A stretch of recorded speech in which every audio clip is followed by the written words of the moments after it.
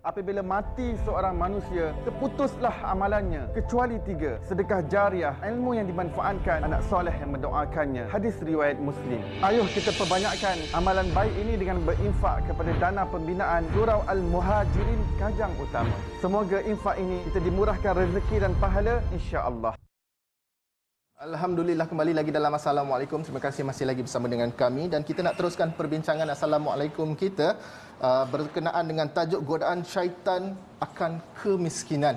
Untuk mengetahui dengan lebih lanjut berkenaan dengan bingkisan yang sebentar tadi anda saksikan dan juga tajuk yang kita bawakan pada pagi ini, bersama dengan kita di pentas Assalamualaikum selaku pendakwah dan juga wakil Surau Al-Muhajirin yang berbahagia Al-Fadil Ustaz Iqbal Zain. Assalamualaikum Ustaz. Waalaikumsalam warahmatullahi wabarakatuh. Khabar tuan Wala? Alhamdulillah sihat Ustaz ya. Alhamdulillah, syukur.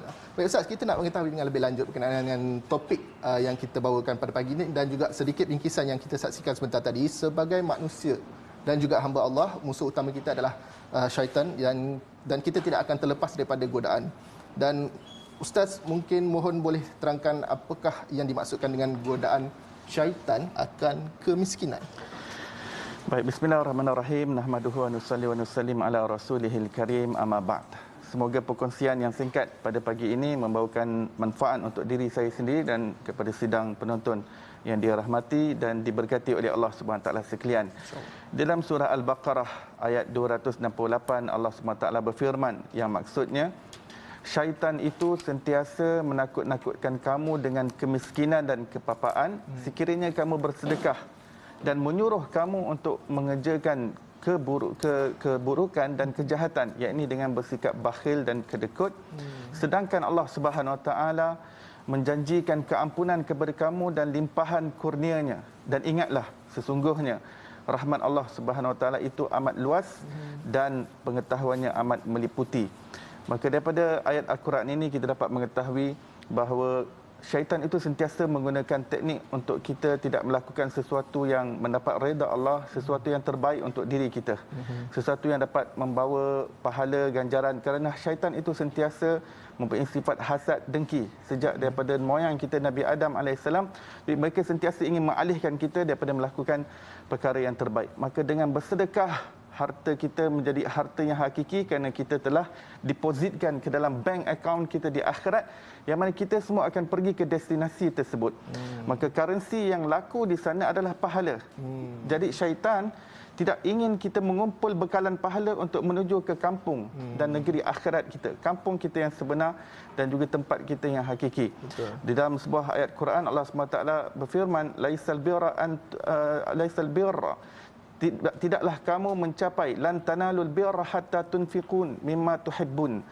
Kamu tidak akan mencapai kebaikan yang sebenar selagi kamu menginfakkan perkara yang kamu kasih, harta yang kamu kasih. Maka di situ syaitan akan sentiasa memumpuk cinta dunia dalam hati kita sehingga kita merasa kedekut dan bakhil untuk mengeluarkan apa yang Allah Ta'ala kurniakan kepada kita.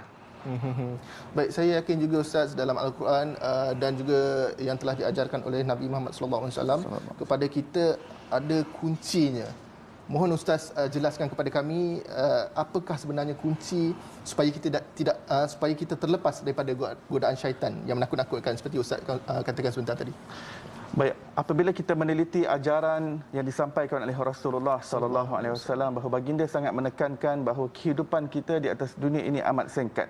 Apabila kita berpegang dengan nasihat Rasulullah dan sebuah sabdaan baginda mengatakan bahawa kun fid dunya ka'annaka gharib aw abirus sabil. Keberadaan kamu di dunia ini hanyalah sebagai pedagang, yakni hanya sebagai orang asing ataupun kamu hanya sebagai melintas jalan.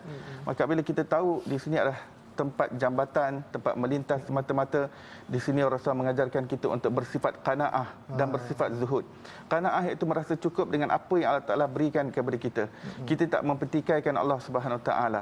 Dan zuhud adalah hati yang berpaling daripada dunia. Maka kita tidak merasa pelit, tidak merasa kedekut, tidak merasa bakhil untuk menginfakkan harta kita yang akan menjadi sesuatu yang hakiki kepada kita, sesuatu yang kita akan gunakan dengan manfaat yang lebih besar secara kekal abadi dan selama-lamanya di negeri akhirat. Maka kunci yang dibawa oleh Rasulullah SAW untuk menewaskan godaan syaitan ini dengan hati yang sentiasa berpaut dan rindu kepada kampung akhirat, dan kita ingin mengumpul bekalan di sana, dan di sini hanyalah tempat untuk kita melintas semata-mata. Allahu Akbar. Memang jelas apa yang Ustaz katakan sebentar tadi, bahawa bersedekah dan juga berinfak tidak akan mengurangkan sedikit pun harta kita. Betul. Malah ia merupakan pelaburan kita ke kampung yang Ustaz katakan sebentar tadi. Betul. Dan Ustaz, dikabarkan Ustaz di sini juga mewakili Surau Al-Muhajirin dan sedang ingin mengkabarkan kepada penonton-penonton kita bahawa Surau Al-Muhajirin juga mengumpul dana untuk pembinaan masjid, Ustaz. Terangkan. Ya, betul.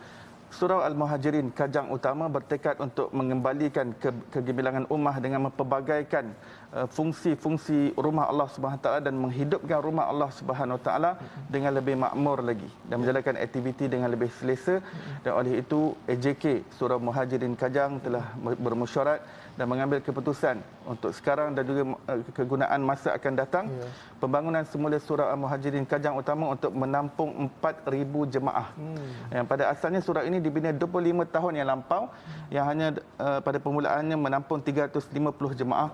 Kemudian pembangunan pesat perumahan semakin berkembang biak di sekitar Kajang Utama dan terpaksa menampung 2,500 jemaah, dan itu pun masih melimpah lagi, masih tidak mencukupi. Maka AJK Surau Muhajirin Kajang telah memohon daripada pihak JAIZ permohonan untuk membuat pembangunan semula dan telah pun mendapat keizinan untuk membuat pembangunan ini. Dan setakat ini jumlah yang telah terkumpul adalah RM36,925 yang telah terkumpul. Saya bagi pihak Surau Muhajirin Kajang mengucapkan jutaan terima kasih kepada semua penyumbang. Mudah-mudahan Allah limpah ruahkan lagi rezeki terhadap sedekah yang telah diberikan.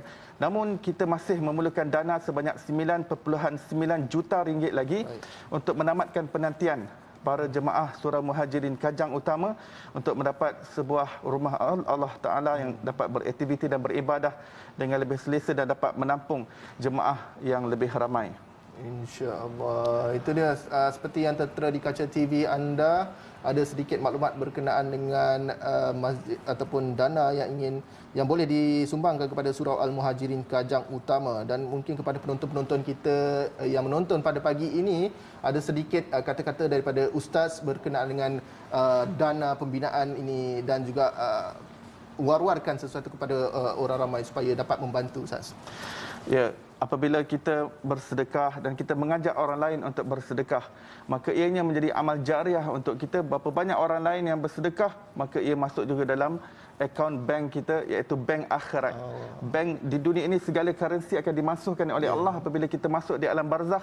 Mari kita sama-sama fikir bagaimana untuk kita kumpul bekalan yang kita nak guna untuk sebuah hari yang tidak ada kesudahan dan tidak ada hari penghabisan, iaitu di hari akhirat. InsyaAllah. Kami di TV Al-Hijrah juga sentiasa mendoakan yang terbaik dan juga semoga segala urusan Ustaz dan juga pihak Surau Al-Muhajirin Kajang Utama dipermudahkan oleh Allah Subhanahu Wa Taala, Ustaz. Amin. Terima kasih kerana bersama dengan kami di Assalamualaikum pada pagi ini. Dan kepada penonton semua, segala maklumat dah pun tertera di kaca TV anda. Boleh terus salurkan sedekah dan juga infak anda kepada akaun bank yang tertera dan juga boleh terus layari laman web dan juga Facebook untuk maklumat dengan lebih lanjut. Dan kita akan berhenti berehat sekali lagi. Kembali dalam Assalamualaikum selepas ini.